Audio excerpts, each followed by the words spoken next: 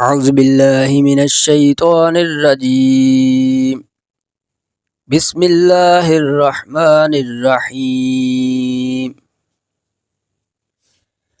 آمن الرسول بما أنزل إليه من ربه والمؤمنون كل آمن بالله وملائكته وكتبه ورسله لا نفرق بين أحد من رسله وقالوا سمعنا وأطعنا غفرانك ربنا وإليك المصير. لا يكلف الله نفسا إلا وسعها لها ما كسبت وعليها ما اكتسبت. ربنا لا تؤاخذنا إن نسينا أو أخطأنا